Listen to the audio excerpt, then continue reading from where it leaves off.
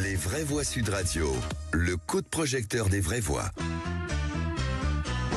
Macron, il n'a pas démissionné, mais il est déjà complètement out. Emmanuel Macron, non seulement n'écoute rien, mais n'entend pas les messages que lui envoient les Français. Je pense que sa parole est complètement démonétisée. Il y a une atmosphère de fin de règne, mais aussi une atmosphère de fin d'une époque.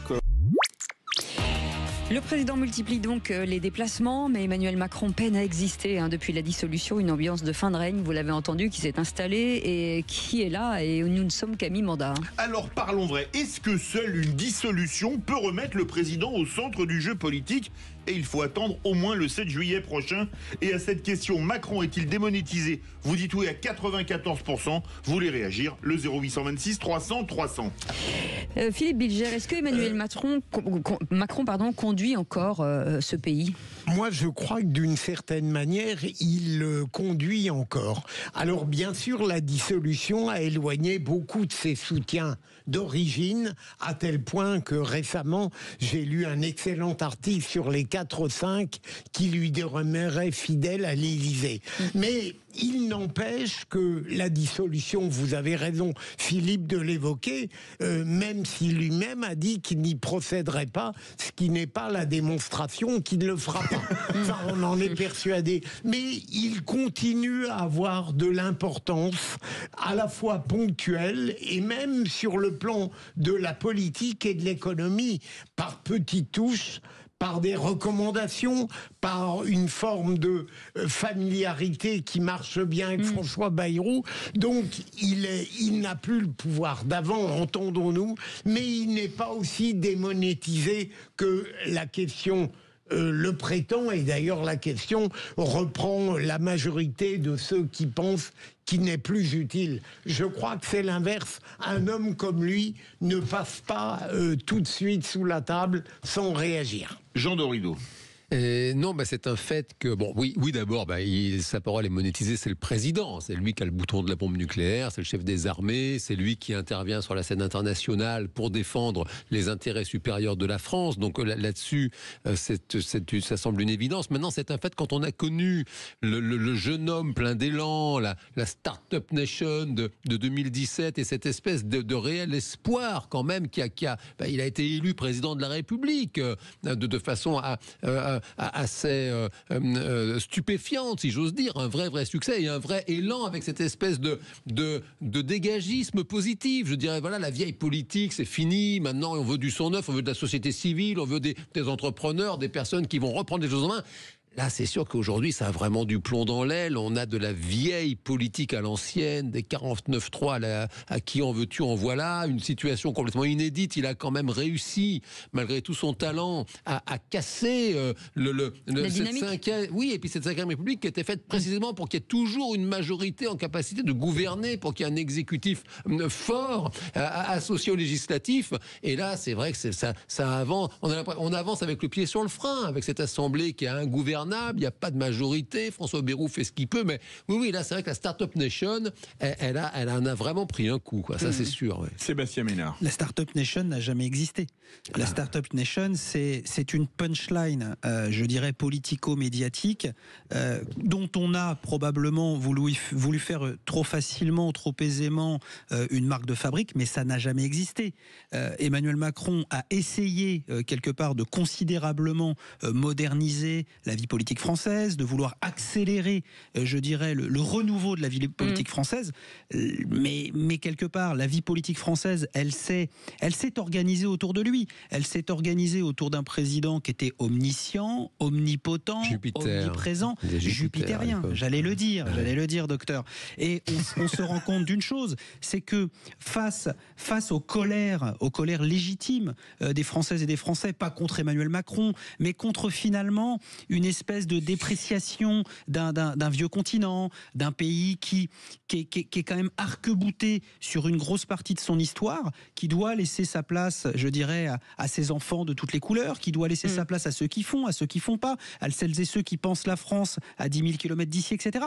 Et en fait, le pari qu'il a essayé de faire, c'était de dire, et de droite et de gauche, on va avancer tous ensemble. Bon, dans un pays comme la France, c'est beaucoup plus compliqué. Il aurait dû, probablement, et c'est la raison pour laquelle, je pense, pense que, en tout cas, dans les 2 ans qui viennent, il va être tout sauf démonétisé, parce que le système français, la Ve République est ainsi faite, et vous l'avez dit, docteur, qu'il est au cœur du jeu politique. Il est au cœur du jeu politique jusqu'en mai 2027, quoi qu'on en dise. Et qu'aujourd'hui, on a quand même un Premier ministre qui devrait passer la censure dans quelques heures.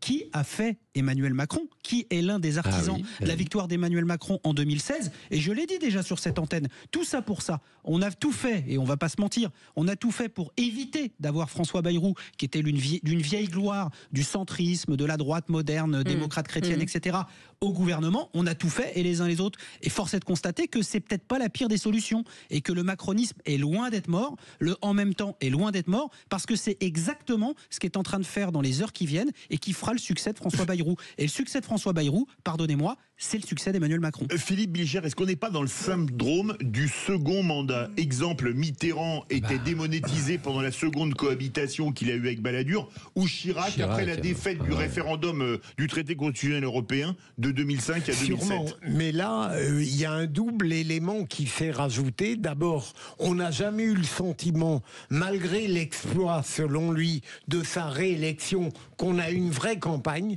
Et deuxième élément, la dissolution a créé une énorme déception, pour ne pas dire plus.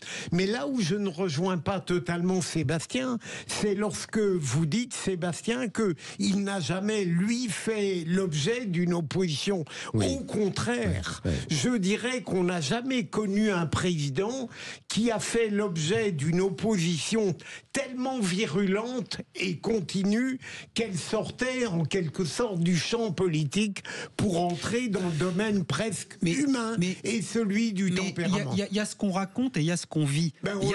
Non mais attendez, il y a effectivement la voiture du président de la République qui, il y a quelques années, se fait caillasser en sortant d'une sous-préfecture. Ça, c'est vrai. Mais quand vous vous déplacez avec le président de la République, quand vous le rencontrez, c'était encore mon cas la semaine dernière, il n'y a pas que des gens qui lui jettent des cajots de tomates. Il y a plein de gens qui prennent plaisir à discuter avec lui, même la plupart des gens d'ailleurs sont pas nécessairement d'accord avec lui. Mais le mec, il est hyper smart, hyper connecté à la vraie vie des gens, contrairement à l'image qu'on veut renvoyer de lui. Il est dans sa tour d'ivoire, il comprend pas, il sait pas parler, etc. Non, il est capable de rentrer dans un troquet, de prendre une bière avec des tas de gens et de repartir et de faire 500 selfies. Voilà, c'est une réalité. Je voudrais pas casser l'ambiance, mais enfin, il est quand même capable, le président, c'est inédit dans la Ve République, d'être tout à fait clairement réélu en 2022, et dans la foulée, il n'a pas de majorité à l'Assemblée nationale. Et ça, c'est quand même quelque chose d'inédit et qui montre, pardon mon cher Sébastien, à quel point Bilger a raison, pour le coup, cette absence de campagne en 2022, cet argument unique, pour ne pas dire inique, je suis le seul rempart contre l'extrême droite, c'est quand même un monsieur, il s'est engagé avec moi, attention, vous allez voir ce que vous allez voir, avec moi il n'y aura plus de Rassemblement national. Terminé, disparu, abracadabra, lui qui aime les coups de Ripollin. On n'a pas Jordan Bardella, Premier ministre. On n'a jamais eu de RN aussi fort. On n'a pas Jordan Bardella, Premier ministre. Je veux dire, Emmanuel Macron, c'est quand même, la Seine-Saint-Denis, c'est la Californie sans la mer. Emmanuel Macron, c'est le verbatim. Oui, mais enfin, la Seine-Saint-Denis, c'est la Californie sans la mer. Le mot de la fin, quand même, ne criez pas. Essaye encore, je ne crie pas, ma chère Si vous criez, j'ai mal aux oreilles. J'ai un argument de moins. Le mot de la fin, Philippe Bilger. C'est intéressant, mais je tire de notre échange que j'ai trouvé passionnant le fait qu'il continue d'exister encore. Voilà. Et ce sera le mot de la fin, en tout cas, pour ce soir. Merci beaucoup, Philippe Bilger. Merci beaucoup, Sébastien Manard. Merci beaucoup, Jean Dorido. Philippe David, on vous retrouve à partir de 20h. Pour les vraies voix du foot, on va se préparer. Là, on affûte les crampons avec Guy Carlier et Emmanuel Galasso. Je pense que comme c'est un peu humide, on va mettre des 18 à lui ce soir. C'est ça. Et vous allez me faire le tour de la radio en courant. Et puis vous revenez dans une heure. Parce que sur le bitume, là, c'est un coup à glisser, à se faire très mal. Allez, on vous retrouve dans un instant avec Nicolas Leroy. On parlera des seniors aujourd'hui. L'emploi des seniors a un sujet très important, et voire même primordial. À tout de suite.